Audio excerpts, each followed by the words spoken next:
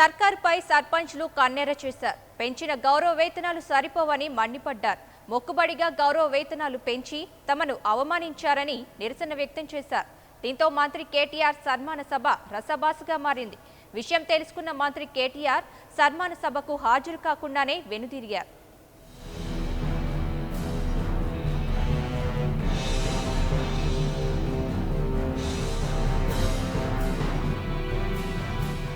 తెలంగాణ ప్రభుత్వం స్థానిక ప్రజాప్రతినిధులకు వేతనాలు పెంచింది.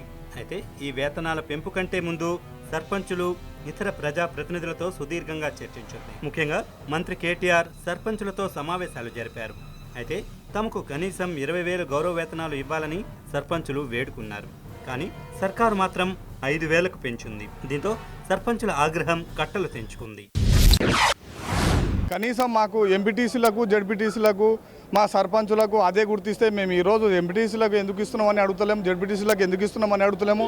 ఏ చిన్న సమస్య వచ్చినా ఒక సర్పంచే గుర్తుకొస్తారు జనాలకు. గౌరవమైన ముఖ్యమంత్రి కానీ మరియు మంత్రివర్యులు మా పంచాయతీరాజ్ మంత్రులు కానీ మాకు ఖచ్చితంగా మాకు 20,000 వేతనం పెంచాలని చెప్పి మేము కోరుకుంటున్నాం. సర్పంచుల నుంచి కంపల్సరీ 20,000 వేతనం చేయాలని చెప్పి మేము సర్పంచుల నుంచి డిమాండ్ చేస్తున్నాం.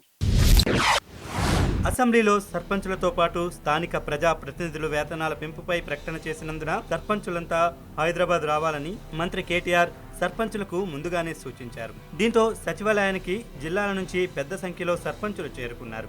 సర్పంచుల చేత మంత్రి కేటీఆర్ కు సన్మాన సభ జరపాలని ప్రభుత్వం నిర్ణయించింది. కానీ సర్పంచుల జీతాలు కేవలం 5,000కే పెంచడం, మరోవైపు జడ్పీ చైర్మన్లకు 7,500 నుంచి 1,00,000కు పెంచడం పట్ల సర్పంచులు గుర్రుగా ఉన్నారు. ఇలాంటి సమయంలో కేటీఆర్ కు సన్మానం చేయడం సరికాదని కొందరు వాదించారు.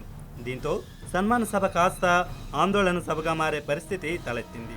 సర్పంచులు తమ గౌరవ వేతనాలు 20,000కు పెంచాలని డిమాండ్ చేస్తూ నినాదాలు చేశారు. అధికారాల బదలాయింపు చేపట్టాలన్నారు.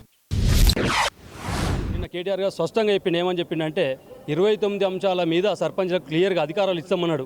మాకు 29 అంశాల మీద అధికారం సరిపోతుంది. సమస్య ఏమవుతుందంటే ఎంపీటీసీలకు సర్పంచ్లకు సమానం వేతనమా? లేచిన 1,99 బాధ సర్పంచ్కి ఉంటాయి. ప్రతి అంశం మీద రాత్రి ఒక్కొక్క సర్పంచ్ పొద్దుగా లేచినంటే రాత్రి 11 గంటల దాకా నిద్ర లేని పరిస్థితులు కొన్ని జరుగుతాయి ఊళ్ళల్లో. మేము రిక్వెస్ట్ చేస్తున్నాం, సర్పంచ్లకు ఎంతో కొంత ఎక్కువ గౌరవం కోసం అన్నా వాళ్ళకి ఎక్కువ పెంచాలి.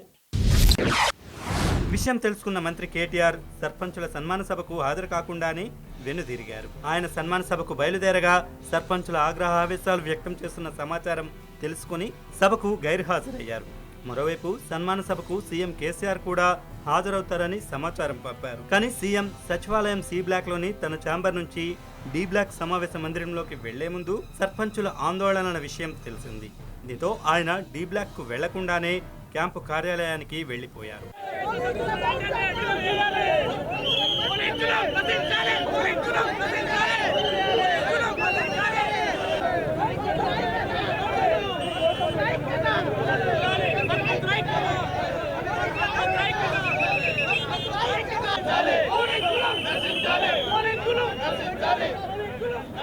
ఇక మంత్రి కేటీఆర్ సభకు రాకపోవడంతో సర్పంచులు సచివాలయం ప్రధాన ద్వారం ముందు ఆందోళన చేపట్టారు.